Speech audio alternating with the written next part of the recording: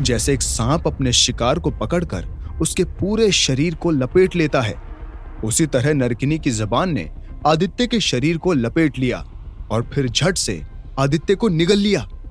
और एक पल में आदित्य का किस्सा हमेशा हमेशा के लिए खत्म हो गया।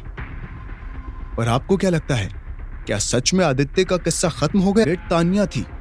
नरकिनी आगे बढ़ी और उसने तानिया को बालों से पकड़ लिया। तानिया के सिल्की बालों को छूते ही नरकिनी बोली, वाह, क्या सुंदर बाल हैं, पर मुझे सुंदर चीजों से नफरत है।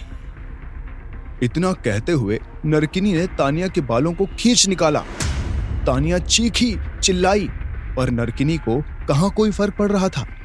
तानिया के सिर से खून निकलने लगा, लेकिन दूसरे ही पल तानिया के सिर से दोबारा बाल निकल आए। पर वो बाल नहीं थे, वो तो नरकिनी के बालों की तरह सांप के सपोले थे। ये देखकर तानिया रोने लगी। उसने नरकिनी के पैर पकड़ लिए और कहा, प्लीज मुझे मेरा आदित्य और मेरे बाल लौटा दो। मगर यह मुमकिन नहीं था। नरकिनी की दुनिया में एक ही कायदा चलता था, एक बार जो गया वो हमेशा के लिए गया। इसलिए तानिया को अब अपने बाल और अपने आदित्य दोनों को भूलना होगा। तानिया अभी अपने आप को संभाल भी नहीं पाई थी कि तभी नरकिनी ने तानिया को निगलने के लिए अपना मुंह खोला और अपनी जबान बाहर निकाली। लेकिन तानिया नरकिनी की कल्पना से कहीं ज्यादा तेज थी। एक तो उसे पता था कि नरकिनी ने इसी तरीके से आदित्य पर हमला किया था, और दूसरा, तानिया सेल्फ डिफेंस में एक्सपर्ट थी। तानिया छलांग लगाकर दूसरी तरफ हो गई और नरकिनी अपना निशाना चूक गई। उसी पल तानिया ने नरकिनी की जबान पकड़ ली और फट से अपने बेड के कोने से बांध दी। नरकिनी इतनी ताकतवर थी कि एक छोटा सा बेड उसे रोक तो नहीं सकता था, लेकिन उस बीच तानिया को कुछ सोचने का मौका मिल गया। तानिया अपने साथ कई मोमबत्तियां लाई थी, जिसमें से कुछ आदित्य ने बुझा दी थी, पर कुछ ऐसी भी थी जो अभी तक जलाई नहीं गई थी। तानिया ने उन बची हुई मोमबत्तियों को जला दिया। तब तक नरकिनी ने अपनी जुबान बेड के कोने से छुड़ा ली और उसने तानिया से बदला लेने के लिए फिर से तानिया पर दुगनी ताकत के साथ हमला कर दिया। उसी समय तानिया ने नरकिनी के मुंह में जलती मोमबत्तियां डाल दी। एक के बाद एक जलती हुई मोमबत्तियों से नरकिनी थोड़ी अटक गई। उसने कभी सोचा नहीं था कि एक साधारण सी दिखने वाली लड़की उसे इस तरह जबरदस्त मुकाबला देगी। जलती मोमबत्तियों के कारण नरकिनी को उल्टी हो गई और उस उल्टी के साथ ही आदित्य नरकिनी के मुंह से बाहर आ गया।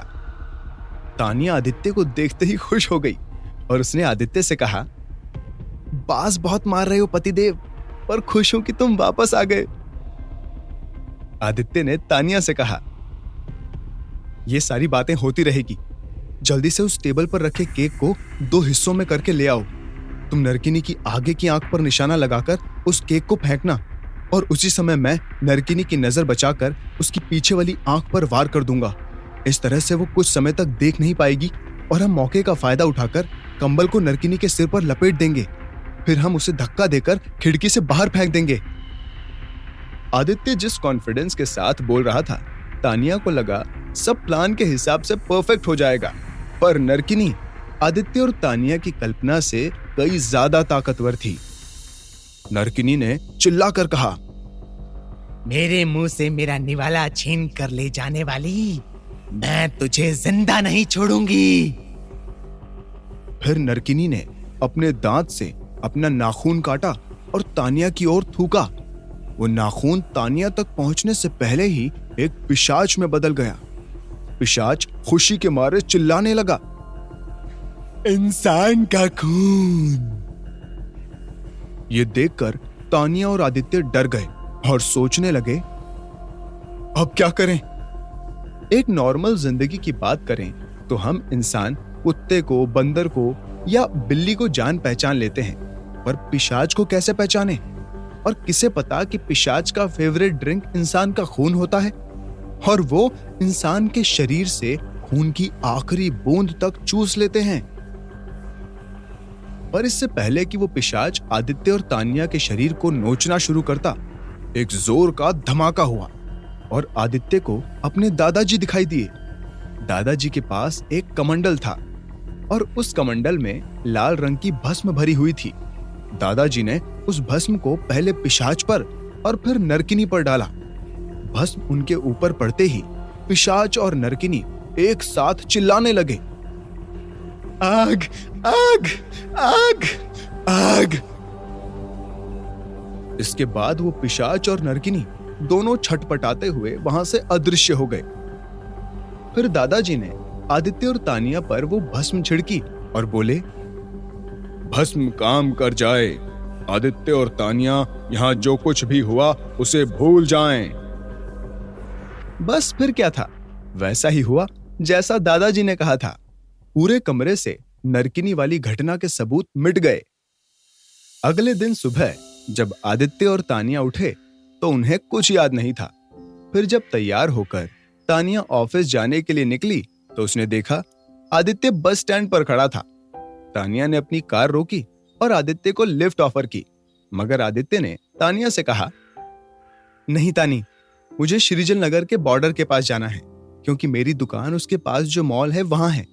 अगर तुम मुझे छोड़ने आओगी तो तुम्हें ऑफिस पहुंचने में बहुत देर हो जाएगी। तानिया को आदित्य की बात सही लगी और वैसे भी तानिया को आज ऑफिस में बहुत काम था। तानिया ने आदित्य से सॉरी कहा और ऑफिस के लिए निकल गई। वहीं आदित्य ने भी बस पकड़ी। जब आदित्य मॉल पहुंचा, कार्तिक ऑलरेडी वहां पहुंच चुका था। आदित्य को देखते ही कार्तिक ने कहा, जब तुम्हारे पास इतनी बढ़िया कार है तो तुम बस में क्यों आए? ओ गॉड कार्तिक, तुमने याद दिलाया तो मुझे याद आया कि हाँ, मेरे पास भी कार है। मैं तो अपनी पुरानी आदत के मुताबिक बस में बैठकर आ गया। आदित्य की इस बात पर दोनों दोस्त खूब हंसे। इसी दौरान कार्तिक ने अपनी दोनों दुकानों के शटर खुलवाए। दोनों दुकानें काफी बड़ी थी और सबसे अच्छी बात यह थी कि दोनों दुकानों को जोड़ता हुआ एक दरवाजा भी था। तभी आदित्य का ध्यान गया, उस दुकान में कोल्ड स्टोरेज की फैसिलिटी भी थी और वहां कुछ कॉपर के पतीले, स्टील के डिब्बे और कुछ कांच के जार्स भी थे। कार्तिक ने आदित्य को बताया, ये शॉप पहले एक आइसक्रीम पार्लर था और जब वो शॉपकीपर शॉप खाली करके गया तो ये सब यहीं छोड़कर चला गया, लेकिन मैं सब क्लीन करवा दूंगा। पर आदित्य ने कार्तिक को रोकते हुए कहा, मैं ये सारी चीजें खरीदने वाला था, पर देखो भगवान ने सब पहले से ही दे दिया। बस अब हमें एक बड़ा सा काले आरस का खरल लाना होगा जिसमें मैं गोली बनाऊंगा, बिल बुक, हिसाब और रिकॉर्ड के लिए कंप्यूटर, दवाई रखने के लिए बॉक्स और कुछ जड़ी बूटियां और भस्म, बस। आदित्य की बात सुनकर कार्तिक ने कहा, बस क्या, अब तो हमें धमाके पर धमाके करने होंगे। हमें शक्ति की पब्लिसिटी करनी होगी।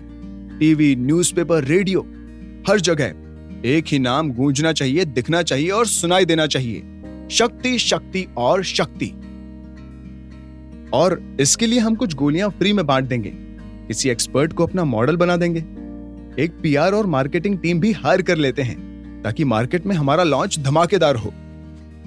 पर आदित्य ने कार्तिक के प्लान को फिलहाल के लिए ना कहते हुए कहा, कार्तिक, मुझे अभी इतना बड़ा इन्वेस्टमेंट नहीं करना। पहले मैं बिजनेस में सेटल होना चाहता हूं, फिर धीरे धीरे रिस्क बढ़ता जाएगा। कार्तिक ने अपने दोस्त की बात का मान रख लिया। इस तरह दुकान का काम शुरू हो गया और 15 दिन में शॉप पूरी तरह से तैयार हो गई और फिर वो पूनम की रात भी आ ही गई। दुकान की ओपनिंग वाले दिन जब आदित्य नई दुकान पर पहुंचा, उसने देखा कार्तिक ने बहुत से पत्रकारों और नामी हस्तियों को बुलाया हुआ था। कार्तिक ने सबसे आदित्य की पहचान कराई। उन सब की गुड विशेस के साथ आदित्य ने गोली बनानी शुरू की। कई दिनों की मेहनत के बाद आदित्य ने 10 गोलियां